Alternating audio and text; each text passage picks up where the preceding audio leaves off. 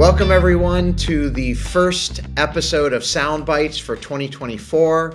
My name is Bill Binch. I am an operating partner here with Battery Ventures, and I'm excited to welcome our guest for today, Carilu Dietrich.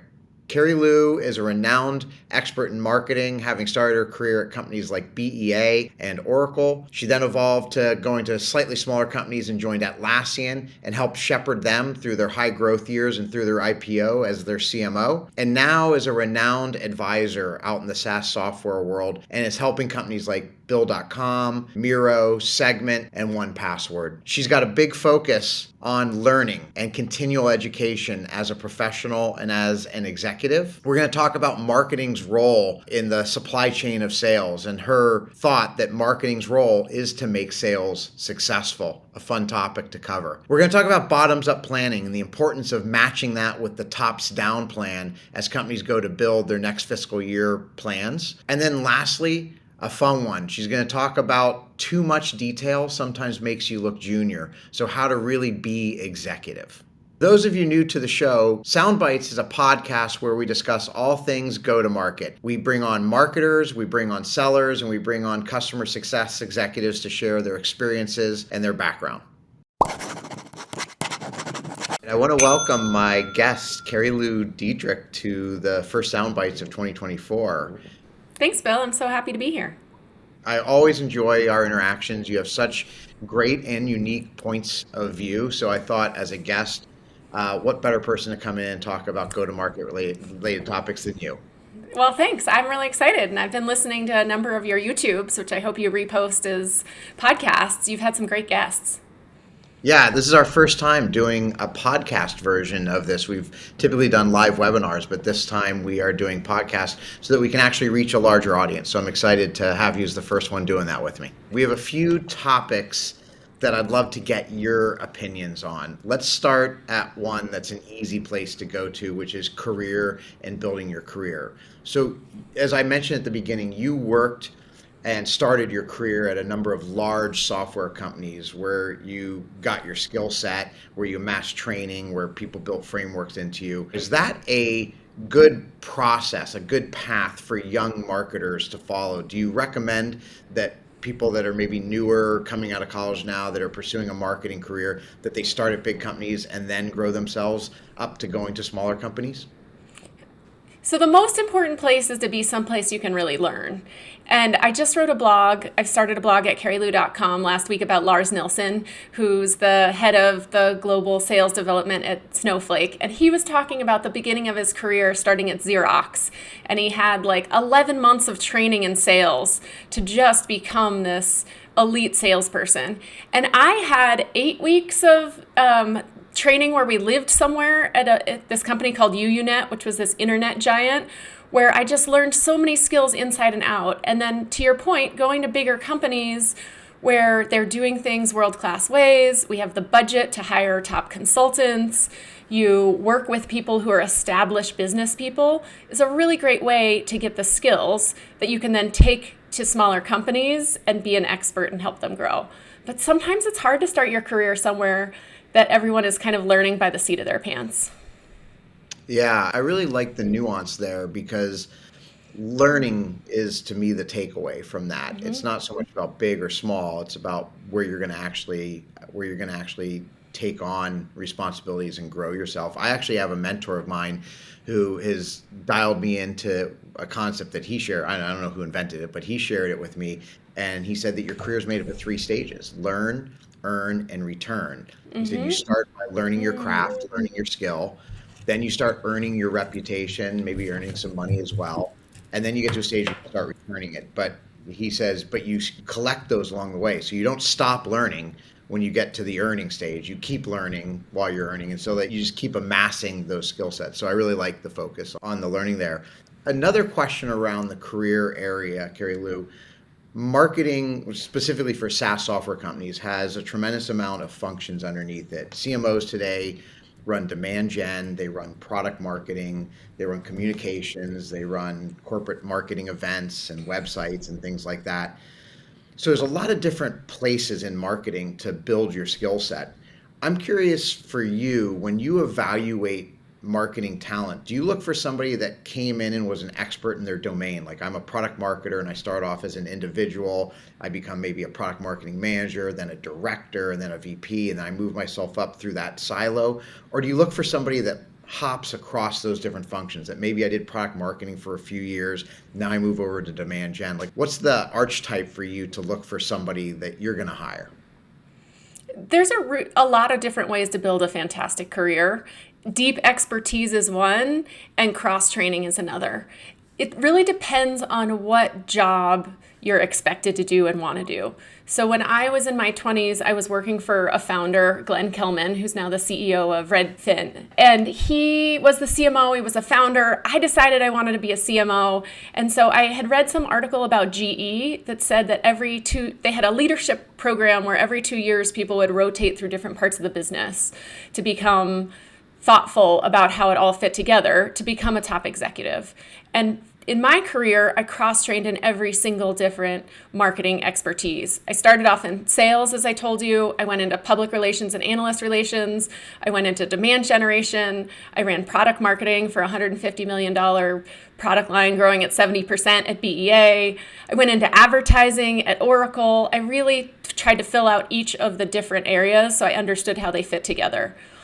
If I were hiring a head of data analytics, I don't necessarily need them to be a generalist if they're excited to be in that role. But if they're trying to move into higher stages of management, even the move from CMO to COO, or CEO, which is a move for a number of CMOs, requires that you then get expertise and insights into other parts of the business. So it depends on what the objective is.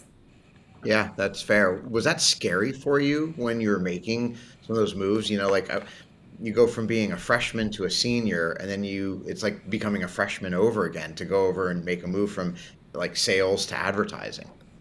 So one of the great parts about working for a bigger company is that if you build up social capital by being a person who shows up and does great work, you can take on opportunities in different functions without going from being a senior to a freshman. So I was at a company where some people came and went. We got acquired again. That's actually how I ended up at Oracle. And each time someone would leave, or there was just a white space, I would lean into that and say, hey, I want to take that on. Can I be interim? Can I take that role? One time I even made up an entirely new role that didn't even exist. I pitched this role when Plumtree was acquired by BEA. I wasn't getting along with the CMO at the time. But I really wanted to kind of keep contributing. I was excited about BEA. So I went to our general manager and said, hey, you're going to need someone who's going to be an expert in everything that Plumtree did and integrate that into BEA. What if you put me in charge of M&A execution for 6 months? I know all the systems. I know all the people. I know all the products and processes. I'll introduce them. I'll connect them. I'll run the project, and your integration will be great. So I think it's not scary if you love learning and you're willing to raise your hand and do hard work. I love that too. I love the curiosity element. I also love the aspect of the hand raise and just asking, how can I help? You highlighted a great way that I think a lot of people ultimately take on more future responsibility, is that someone departs from an organization. Mm-hmm. And to me, that's that moment to instead of trying to make a plan, say like, I'm the person that should get that role. Before you do that, just say, boss, how can I help? Can I help the organization? Because I think that's just, I think that mindset just shows that I'm here to help the organization. It's not about me. Totally. I think people get hung up on the title and the money. Earlier in my career, I just wanted the experience. If I had the experience, I could take it to another company and sell that I knew how to do that. So I felt like I could amortize my value over time, which has turned out to be very true. So, if you think of the experience instead of asking only for the org to report to you or only for the title, you can have a lot of forward momentum in your career. And you become that person that an executive's like, God, we have this problem. No one's working on it. Do you think Carilu would pick that up? And that's where these really magical things come from. It's like jobs. The best job you ever get was never listed on a website. Someone thought of you, they talked to you. So being the person who leans in and raises your hand gives you access to opportunities other people don't even know exist. I call it bench strength. I think what you called out was being that person that's renowned in the organization, that a CEO or someone else above you can come and tap you on the shoulders. I have multiple stories of doing that. And I've been fortunate to work for leaders above me that I report to that also believed in the concept, which makes it great. It means that you just start developing that second tier of talent, that when somebody unexpectedly departs or a change in the org happens, that you can fill that void in. Which, to go back to your original question, big company, small company, learning is the most important thing, but I would say the quality of your boss and peers is the most important thing. Because if you have a boss who's amazing and keeps rising, you just rise with them. I ended up at Atlassian because Jay Simons was there and had recruited me, and I'd worked for him twice before. So again, the magic of opportunities. Atlassian was a no-name, unknown, I thought career-limiting move at the time I joined, but I believed in Jay. And so I think looking for companies that really have a lot of growth so that you take on more responsibility because the company's growing, and who have really amazing people, because those people will help you in your career at this company and then the other companies in the future.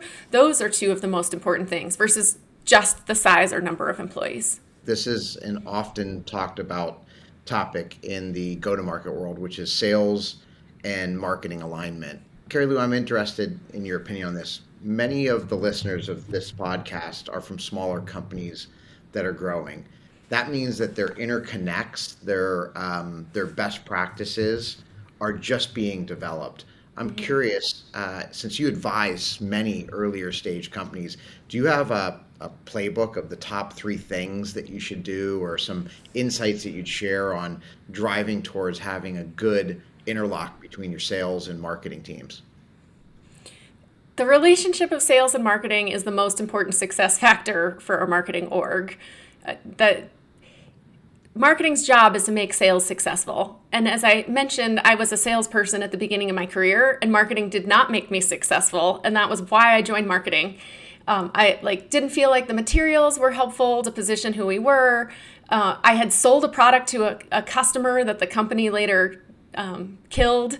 And so I lost this relationship with this massive customer who had taken a bet on us. So I feel a real visceral responsibility to connect with sales.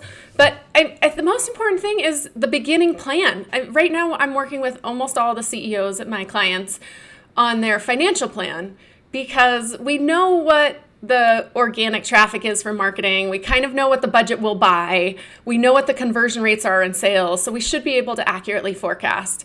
And I think a lot of companies, especially small companies, get into trouble when they have a tops-down plan that's not really been vetted by sales and marketing from the bottoms up. And so getting to a plan that has stretch goals on better conversion rates, and stretch goals on more marketing, and stretch goals on marketing acquisition at a lower cost is good, but a lot of problems that we see come up are kind of unrealistic goals about how many lead sales needs to hit a financial number that's just an unrealistic stretch number. So I would say getting the financial plan right is number 1. Number 2, sales and marketing get blamed a lot when a product is not really effective or differentiated in the market, or we don't really know who we're selling to. So the CEO gets excited about some change. So for instance, when I saw in this latest economic downturn, lots of companies sold only to software and tech and first adopters. And when that market dried up after the kind of financial meltdown of free money or cheap money, low interest rate money, they said, we're going to sell to the Fortune 500. We're going to pivot the company and talk to these whole new group of folks. And marketing and sales kind of tried to adjust, but didn't really get traction quickly or effectively. And then lots of sales leaders got fired, and lots of marketers got fired. And there's this part of me that has this deep empathy for those people, because marketing and sales is where the strategy of the company hits the market. A salesperson has to go say, hey, I think this is different. And then a customer says, I'm not really going to buy it because I'm going to buy the big guy, or sounds like what everyone else is selling us. And then they go back to the company to tell them, and the CEO is like, nope, you're the wrong salesperson. We're going to swap it out and try again. So I think that a lot of problems I see show up in marketing are company strategy problems around the ICP, around differentiation, and around the vision of the company. And so I do a lot of work. I used to just coach CMOs, and then I realized I had to coach CEOs and CMOs together because I had to help influence the company's strategy for marketing to be successful.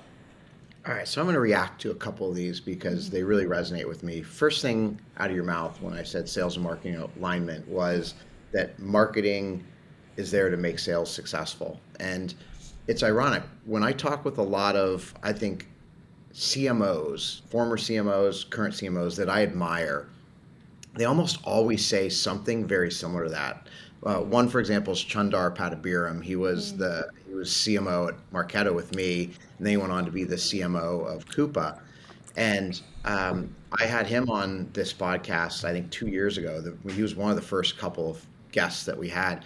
And he said the same exact thing. He said, look, my mission is to make sales successful, which I think is a very unique mindset. It's very specific to SaaS software for sure, because it's not like we're a CPG product or something like that. We're brands like the thing that sells the product. And so I love that mindset because there's a level of ownership there that I see with CMOs take. So first of all, check on that. I do think that marketing has a very big hand in the success. I was fortunate to work for a marketing software company for 10 years and just to see the quality of marketers come through and the wow factor that I took away from how well they set the spike for sales or set the ball for sales to be able to spike was outstanding. So that's one reaction. Number two is, on your comment about the blame, I think that's an interesting mindset. I had some similar thoughts, especially when any downturn happens, and I've had the fortune of my experience of being able to live through a couple, is that suddenly sales and marketing somehow are misexecuting, and maybe there's part of that there. I'm not denying that there could be, but this last one I found interesting, that I would sit through board meetings, I would sit through strategy meetings, and there'd be CEOs talking to the sales and marketing team. And to marketing, it was like, you don't know how to cross-sell back into our customers correctly. And for sales, you folks don't know how to message this thing the right way. And I was sitting there looking at the product guy or gal in the room, thinking to myself, why is that person quiet? Because if this product's so damn sticky, then shouldn't it be just creating value for the customer regardless of what marketing's message coming into them and sales account management skills are? So it's interesting that you bring that up, because I personally, when you think about sales and marketing alignment, there's a really important third person that's kind of silent in that, and that's the product team coming into that. So that's my and that's my pet peeve. A lot of companies will say, oh, we don't really have like big stuff on the roadmap this year. We're changing platforms, or we're working on the backlog, or we're just working on usability. And you think, how are marketing and salespeople supposed to go out to customers and say like, hey, we're innovative, we're new, we're different. So if the product team isn't taking some big swings and making some thoughtful steps forward, it's very hard for salespeople to sell the old stuff when other companies are moving quickly. Yes, I am a big advocate. So, Carilu, you and I are here recording this on February 1st. We know a lot of SaaS software companies finished their fiscal year last night. We know that 131 is essentially the birthday of sales and marketing in any SaaS software company. It's the day that there's a lot of other events through the year, but that's the day that that matters. You take stock on that day. And so I always ask, what's the equivalent of that 131 for a product and an engineering team? And I'm a firm believer that whether you have a user conference or not, if you think in this mindset that every year, think of Mark Benioff at Dreamforce, right? Every year he stands on stage and announces a new cloud. He's trained that organization that whether we acquire something and integrate it or whether we build something new, we're going to announce a new cloud. And so that mindset, I think, is very similar to a sales and marketing mindset, but permeated over to the R&D side of the house. And I love that. And I've worked for some organizations that thought that way. I've literally had CEOs say at the start of a new year, our our user summit's 8 months away. What am I going to stand on stage and announce? And it better not be a UI improvement. It better not be faster speeds. It better not be an integration. It better be something that significant. Yes. Significant. Yeah. And I tell CEOs they need 2 a year. I say you need a spring inflection point and you need a fall inflection point.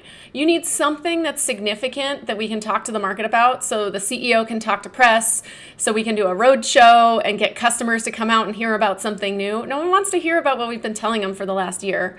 And so in an ideal world, there's a big spring and a big fall inflection point.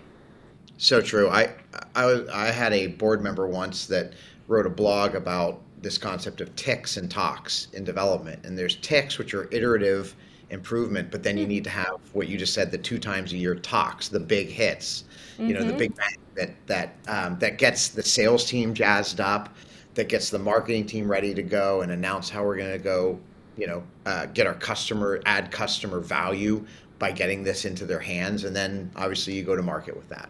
Mm-hmm. That's good. Good stuff. Along this topic is measurement of marketing's impact. We know that, I'll start with sales here. We know that sales is measured on a lot of different factors, on the number of activities they do, the number of demos, that they're creating prospects, they're creating pipeline. But the key thing that sales is measured on is sales. You look at marketing and they have an equal or more, even greater amount of things that they're evaluated on. You think about events, messaging, generating leads, different stages of the leads.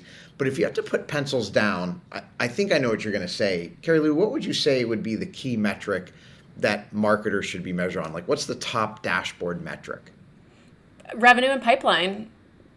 My preference is to have the same goals as the sales org, and weight pipeline a little bit heavier for marketing, because that's our job, is to get qualified leads for the salespeople to work that they've accepted. And so you're right, there's outcomes and there's activities, because there's a ton of activities that are on a CMO's dashboard looking in his or her own organization. But in terms of talking about what the company cares about, are we getting enough pipeline? And if we are, marketing is doing its job. But the reason we need revenue too is because if marketing brings in enough pipeline and the company still doesn't hit their number, no one cares and is excited for marketing. And so making sure that the sales team has what they need to close the deals, get the conversions right, it is a really important part of a marketing leader. Yeah. I think that's great. And I think it's so right. Battery hosted a CEO summit about a year ago, and we had the CRO, Chris Degnan of Snowflake, come on. And Chris came in and he shared that when they go to their board meetings, their head of marketing gets up and talks about pipeline, and Chris talks about conversion of pipeline. One of them tees up the pipeline, and they're responsible for that message. And Chris's role is to say, did we execute against that pipeline or not this quarter?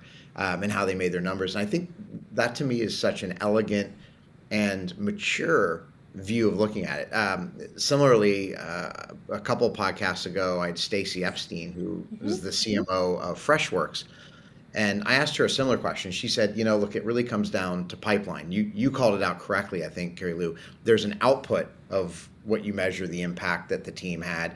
But there's meanwhile a whole bunch of things in the engine room, the activities that lead to that output, that you have to watch as well. But I do think for smaller companies, sometimes they become a little bit overwhelmed or enamored with all of the data, whether on the sales or marketing side. They show everything in their board meetings. And I always try to coach up and say, speak board, speak the board level. And if they ask for more, then that's what the appendix of a board deck is for, is, well, let me take you back to this further slide. But in the narrative to the board, come in and talk to me about what happened.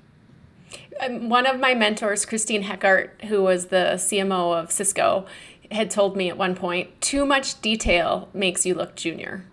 And I think that, if you're not hitting the pipeline number and you're not hitting the revenue number, you're trying to do all this justification and you're showing them all your math about all the things, but they really want to know, are you on track for this quarter?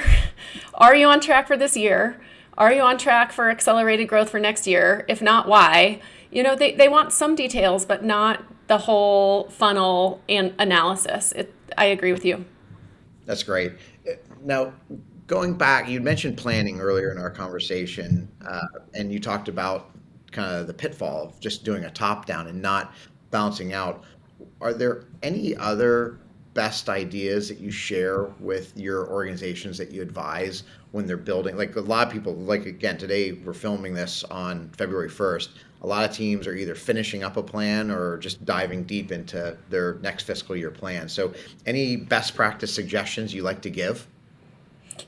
Well, it's funny because the first thing that comes to my mind is, and I don't know if you go through the same thing, when there's something that's obvious to you, but you see lots of people not do it. So a lot of marketers haven't necessarily built a bottoms up plan. Some CMOs have, and they know what it looks like, but at smaller companies, a lot of the team hasn't. And so some of the things are just getting actual rigor around the bottoms up plan to help other people analyze. Like, so one thing is, I love when the bottoms up plan is built into the tops down plan so that you can point directly at all the assumptions, so that when marketing finishes your bottoms up, you go and work with sales and talk about your assumptions together. And then you meet with finance, and then the three of you get in a room or on a Zoom and play with all the variables that populate the same model of all of these different ramifications. So you can say, okay, if we look at our organic traffic and the growth last year and some uplift assumptions or some budget assumptions, where does that get us? If we look at our paid, where does that get us? If we look at the sales conversion rate, exactly what it is because it's conservative, where does that get us? And then generally when you do the bottoms up, there's a gap between the bottoms up and tops down that you're trying to play with. And so the two things that are important are, one, having all those models in one book so they feed off of each other, so you can see if marketing changes that, how does that change sales, and how does that change the overall plan. And then the second thing is having as much data as possible from last year to keep looking at and seeing if you can push assumptions reasonably. So for instance, the last 2 months might have had some sort of conversion rate average that was like 20% higher than every other month this year because everyone pulled everything forward to meet their number for the whole year, right? We know Q4s are big and look different. Or there might have been something weird going on in the data. And so when you have the historic data next to the new forecast, either at a quarterly level or a monthly level, as you're playing with these variables to try to say, like, where can we really push ourselves farther, you can see the right data. And I almost feel embarrassed saying it out loud, except so many of the bottoms up plans that I see initially from smaller companies just have their plan and not all the reference data that helps you say, like, how can we change this plan? Because basically what's not so important is the actual first recommendation, but a model that can effectively be played with by changing variables together to say, hey, Bill, how far can you push your team? Hey, Carilu, how far can you push your team? Hey, finance, I think we need to push back on the board and settle here, and with a plan that we all think we can meet, especially after last year when so many people had to reforecast and change plans mid-year.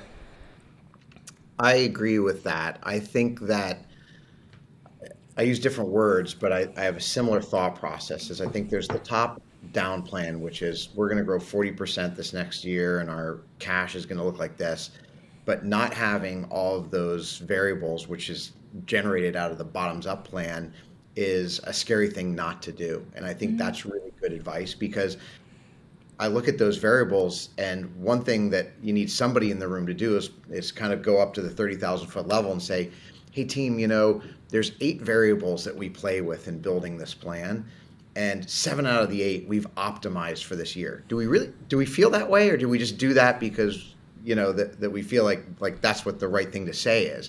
And I think that's a really good moment of truth, is being able to look at that and be like, wow, do we think that 7 out of these 8 key metrics that we track are going to change in the positive for this quarter, to be able to figure out the plan? And to your point, one of the issues that I've been working on annual plans for the last 3 months in really deep detail.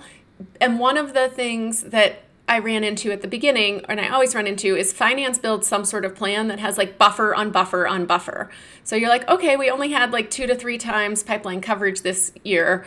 we're going to estimate 5 to 6 times pipeline coverage next year because we want to really make sure sales has enough leads. And you're like, I love the idea, but like the world isn't going to change overnight from January 31st to February 1st entirely. Like we have to at least start with something that we think is realistic and then explicitly decide where we're going to buffer or just buffer at the end. Because when you buffer on all of the different variables, you can't really tell what's realistic. And if you get to a plan that's unrealistic, people start to lose the passion to achieve it. They just feel like there's no way I'm going to be able to do this. You just preempted one of my, this moment in time recommendations I give to CEOs and to sales and marketing teams, which is if you look at your actuals from last year and then on February 1st, you have some distinct difference. Like it could be conversion rate, it could be pipeline coverage, it could be average sale price of the deal, and something has a distinct change. Why do you think the odometer rolled back to zero and just starts over fresh on February 1st? Like you might get there through the year and build the plan that edges you up and to the right to get yourself there. But just assume that suddenly February 1st or January 1st is a magic date, that all that changes. It doesn't. It continues of what you had. I have to thank you, actually, because I bat phoned you a couple weeks ago when I was working on one of these plans, and you were like, just have them actually build the real forecast for Q1, because we already know what's in pipeline day one, pretty much. And when we rebuilt the Q1 plan into the plan, then the finance guy was like, oh, oh, that really changes the plan. And you're like, yeah. Anyway, that was great advice. I'll tell you where that came from. I got my hand smacked one time when we spent a whole bunch of Q4 building a plan, roll into Q1 and have the plan for the new quarter. And it's like, well, what's the quota for the quarter? And it's, I don't know, $5 million. What's your forecast? $4 million. Wait, you just built this plan. It's got wet ink on it. How can you have a smaller plan than what, or a smaller forecast than what your plan is? You're like, well, because that's what the pipeline says. So. So that was a learning. So hopefully that had some good impact there. I'll tell you the other thing I'm seeing is last year was a tough year for companies. They made lots of cuts. Lots of the cuts they made were in brand and brand building types of things. And you can do that for 6 months, 9 months, 12 months, 18 months and not see the effects. But after that time period, whatever it is, let's call it 12 to 18 months, you start to see a decrease in organic traffic. And the organic traffic is the highest converting channel that we love, right? Like, you know, ask for a demo is a salesperson's dream. There's much less qualifying, much higher close rate. And so a number of folks are starting to see their organic traffic dip. And you know, finance and boards don't necessarily think about organic traffic, but I do, because you can't buy leads that are as effective as organic traffic leads. They cost twice as much and they convert at half the rate. So I think that it's a tricky year for a pipeline with kind of organic being down overall across a number of companies, or flat, like not hyper growth. Hyper organic growth is what drives hyper growth. Yeah, John Miller, who is one of the co-founders at Marketo, he thinks about this a lot. He thinks that there's really two big variables at the top of the funnel. There's how wide the funnel is and how much is coming in. And like you said, this last year was hard and the volume of inbounds came down. And so what he spends a lot of time thinking about is the conversion rate of what comes in. Is if my volume at the top is lower, then what can I do to to bend the light on the conversion rate of what actually ends up in my pipeline? So how can I get better and take that mid-funnel conversion rate and make it better? And I'll tell you, I learned that the first time by doing a really detailed bottoms-up plan for the year. And I looked back at the whole year and was like, wow, that's such a big difference. Yep. So true. Couple more topics here for you, Carilu. This is great. Love your opinions and points of view here. Something that's obviously very topical right now is the concept of Gen AI or AI in the marketing world. We see a lot of companies thinking through a few vectors on this, right? Like number one, companies are thinking, how do I incorporate Gen AI into my product? And then there's more of the go-to-market side of how do I bring Gen AI into my marketing motion, into my sales motion. How are you guiding some of the companies that you advise today around this? So the most important thing is back to learning. There's not really experts that are available for all of us to hire to run the program in all of our companies. So it's really important to create a center of excellence where, and by center of excellence could be super lightweight, a person who's like, hey, I'm going to help facilitate some more conversations. So one of my clients and I were talking yesterday, and I suggested, why don't you just start an every other week AI lunch meetup? Have some of your existing vendors come in and talk about what AI they're building into the products you already use. Maybe hire some trainers. There's a couple of good folks that I see running things, and one is the AI Marketing Institute, and the other is Nicole Leffer, who's a former marketer who's training a lot of marketing teams. So bringing someone in to educate your team, and then coming up with a project plan for a couple areas where the business wants to experiment and really focus a little bit more. And so Lisa Adams, who spells her name like Liza, Liza, on LinkedIn, has a couple of templates for different ways and projects that marketing could use. But really, we're seeing AI affect every aspect, right? Can we hire fewer SDRs and have them write more effective, more personalized, more research emails faster?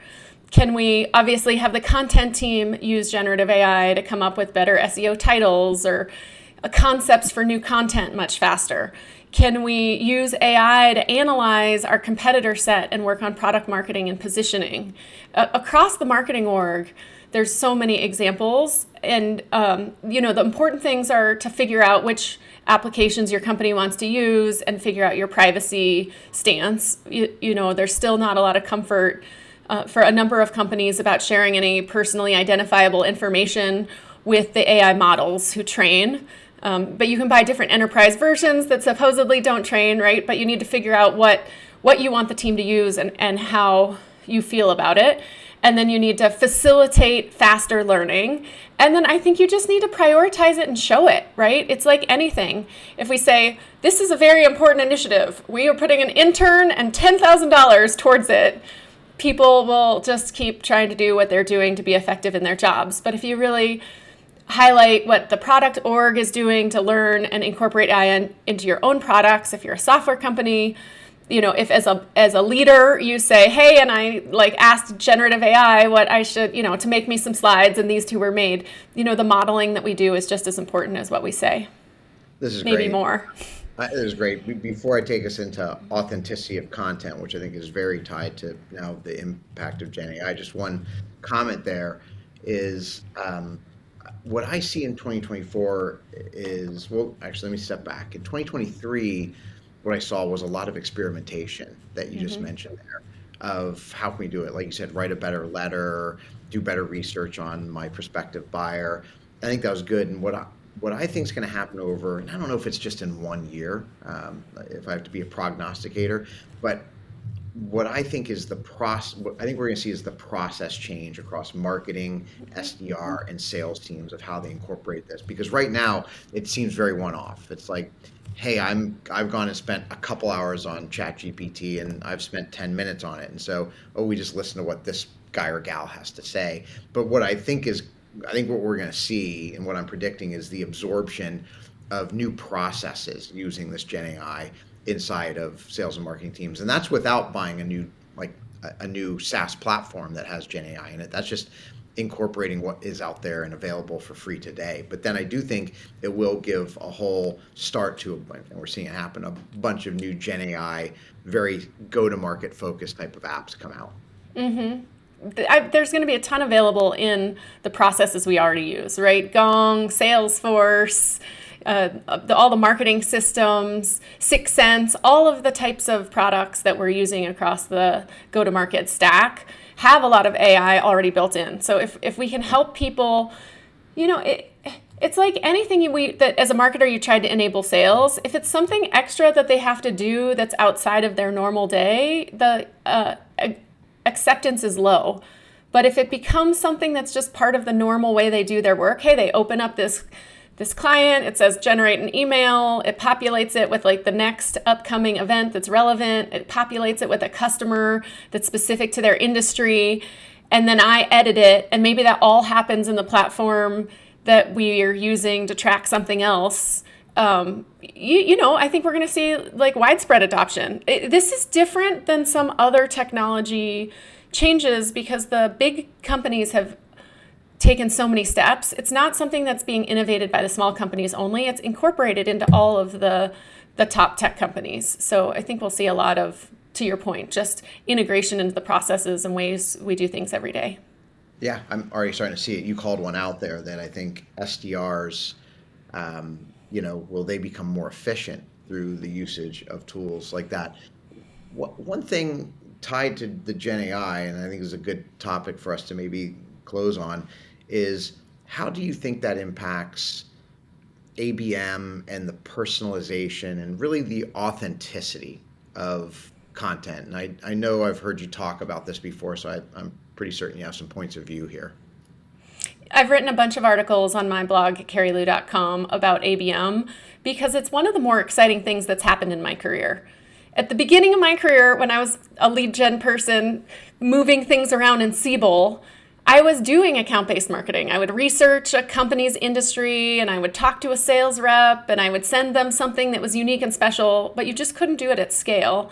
And then the other thing is you didn't actually know who was in market. So the whole concept of only 3 to 5% of your target market is in market to buy at any period of time feels like the most obvious but satisfying stat to hear because you're spamming all these people who don't care. And in this landscape of now greater digital tracking, we can see who's actually researching and looking at comparison reviews and all sorts of things so that you can be more targeted about it. So I don't know, I'm super bullish on account-based marketing because as consumers, we hate things that are irrelevant. And as marketers, we don't want to spend money on like bad SDR calls that call you about something that you don't care about and make you irritated and have a bad brand experience. Like we want things to be so delightful. And I'm embarrassed to say it, but like I've made a couple of impulse buys on Facebook where you're like, how did they know that about me? I do need that. And it's like, I'm thankful for the advertising. Like they're educating me about something that's in the market that I want to buy and I buy it and I love it. It's a great spend when that all aligns. Well, I think you're closing on a topic we started on. One of the first words out of your mouth was about learning, and you just talked about education. And I think, let me reinforce the message here. You just called out Carilu.com, a great source for people that are looking to learn. We're recording this podcast to share learnings of our collective experience and best practices that we've been out there. You and I have both name dropped several people on this call today with great resources. And I think that's the key thing that for all the listeners of this podcast that we really want you to take away is it's about continually learning. I mean, I'd love to say in my operating experience that I got the playbook once and I checked the box and it was done, I executed. But guess what? The playbook evolves, competitors get faster, the market changes, and things happen. I'd like to say it's all skiing downhill from there, but it's not. It's really hard work. And that's why I think the continual focus on learning is important. Mm-hmm. And you talked about the authenticity of content. I think, in this world where ChatGPT can kind of create everything for you, I think the individuals and how much you trust them become even more valuable. So I said that I'd been binge watching Lars Nilsson recently and learning all about his philosophy on sales folks. I love Lenny's newsletter and Elena Verna and all of these people where they're writing content that has their own unique funny spin, so you feel personally engaged, but you also really trust because you understand their experience. And I think Denise Pearson and the CRO at Snowflake you mentioned are going to be writing a book together about sales and marketing together. And I can't wait to read it. And so even though that people are afraid of all this content being generated by AI, I think in some ways it's going to make people even more savvy about filtering what they really trust. And then the authenticity of content and the personality behind the people writing it becomes even more important. Well, Carilu, I love the perspective. I love that you have such a unique perch in the SaaS software world with the number of companies that you advise. So thanks for jumping on with me today and sharing your experience and points of view. Thank you.